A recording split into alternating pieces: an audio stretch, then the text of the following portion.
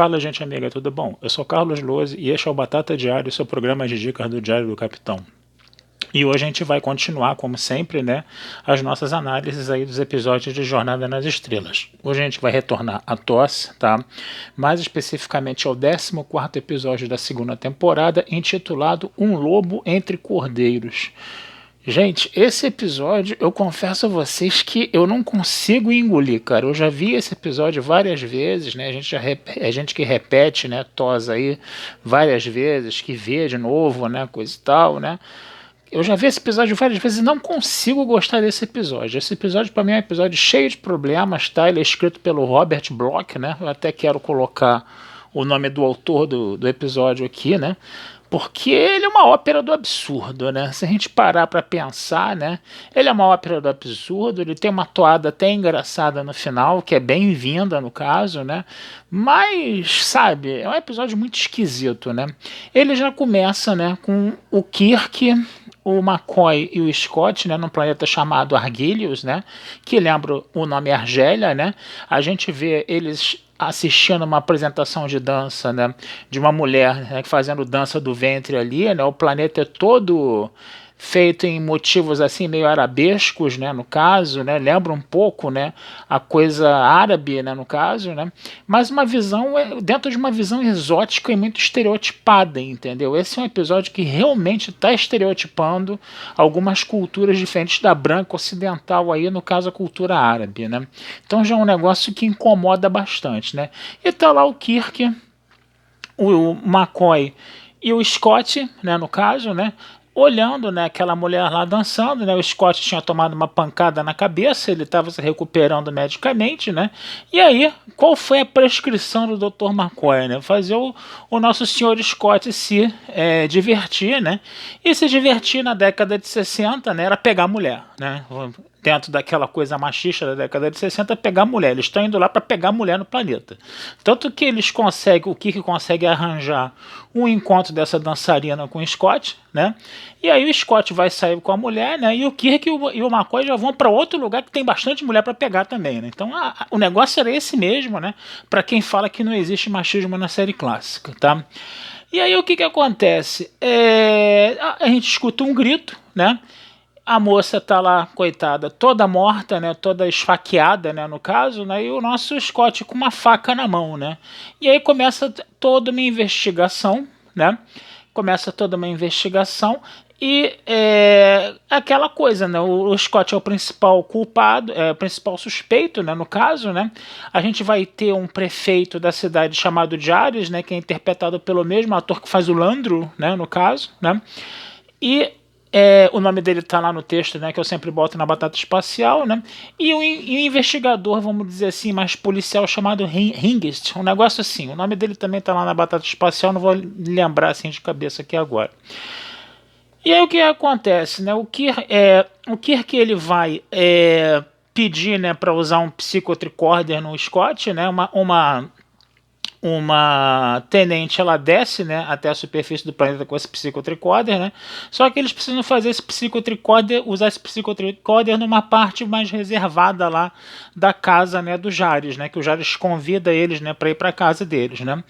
E aí o que acontece, né, novamente, né, você tem um assassinato aí, né, e novamente você agora você é a tenente que é assassinada e parece que o Scott assassinou a moça de novo, né, no caso, né.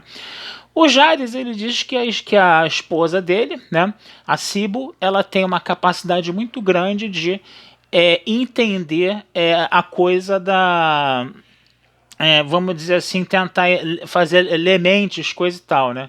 E aí, depois do assassinato dessa segunda moça, dessa tenente, né? A Sibyl vai fazer uma espécie de sessão espírita, né? Todos eles sentam lá, né? Em volta de uma espécie de fogueira, né? Com as mãos dadas, né?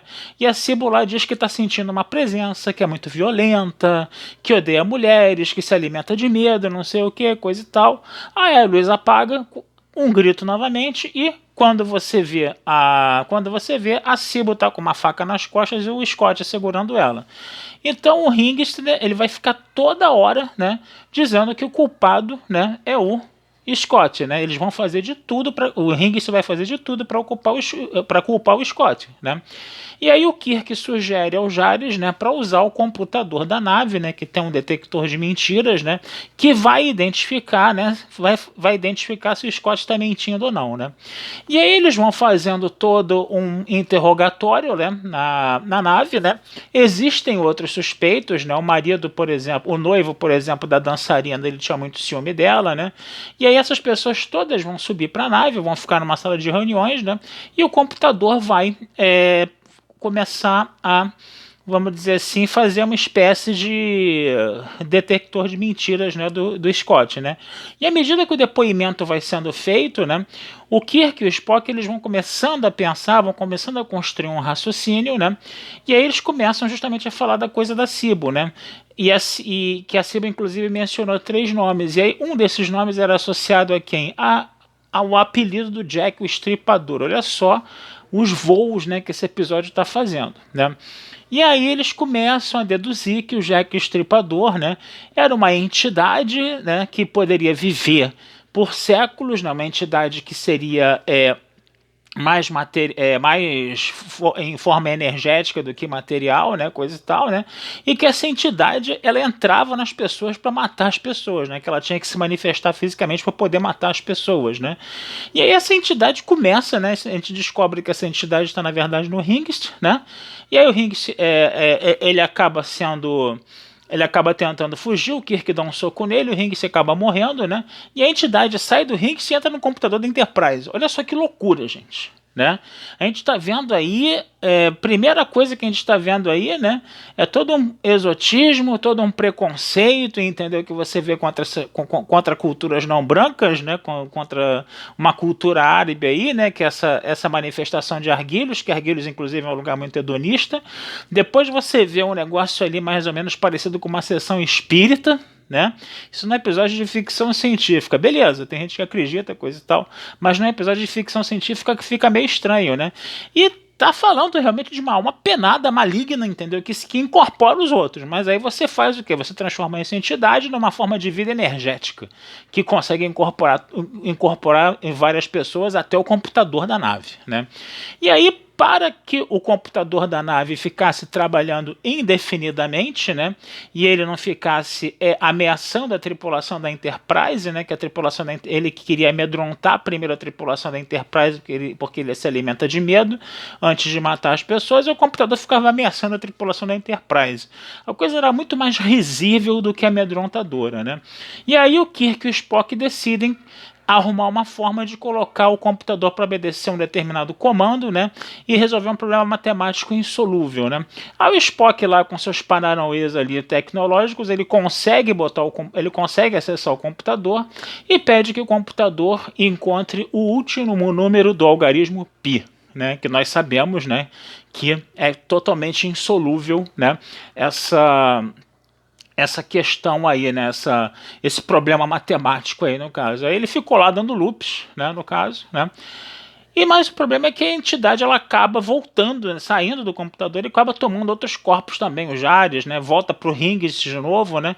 Aí o que acontece? O Kirk, né, para não deixar a tripulação ficar com medo do computador, pede para que seja aplicado um sedativo em toda a tripulação e toda a tripulação acaba ficando praticamente doidona, né? É um negócio muito surreal, né? É engraçado, mas é muito surreal, né?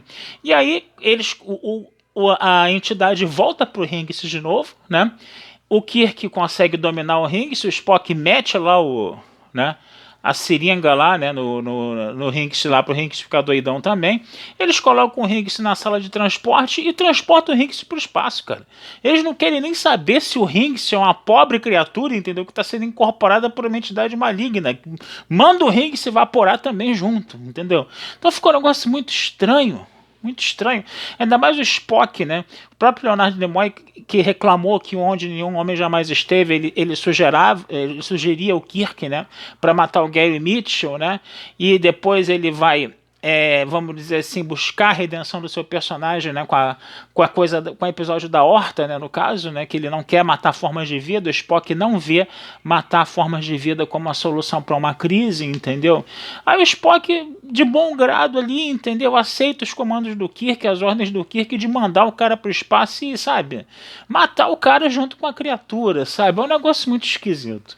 Então o episódio, sabe, que é uma sucessiva ópera de absurdos, né? Você tem esse preconceito aí que eu já mencionei várias vezes, você tem essa coisa assim, meio, como a gente pode falar, é meio ocultista, né, dessa sessão espírita aí, você tem essa entidade maligna associada ao Jack o Estripador, que era um serial killer de mulheres, coisa e tal, e você tem uma versão nova desse Jack Estripador aí, versão nova não, na verdade era a entidade que já tinha ocupado o corpo do Jack Estripador lá na Inglaterra do século XIX e vinha ocupando em outros planetas, né, no caso acompanhando, né, a trajetória da exploração humana pelo espaço, né?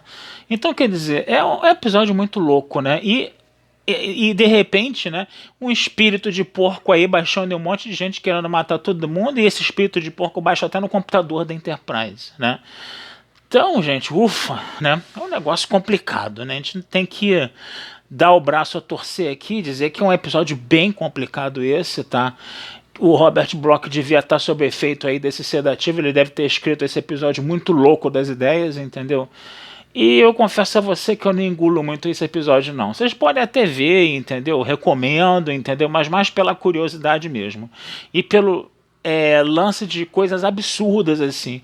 É um episódio que, se estivesse na terceira temporada, encaixaria muito bem, né? Que a gente sabe que a terceira temporada de Star Trek, salvo algumas exceções, ela foi bem sofrível, né? Mas é isso, tá? Vou ficando por aqui, desejando vida longa e próspera, tá? Esse texto, como sempre, vai estar lá na Batata Espacial. E não deixem de curtir, compartilhar, comentar, se inscrever no canal do Diário do Capitão, que essa ajuda de vocês sempre é muito legal pra gente, tá? Um abração, fui e até a próxima.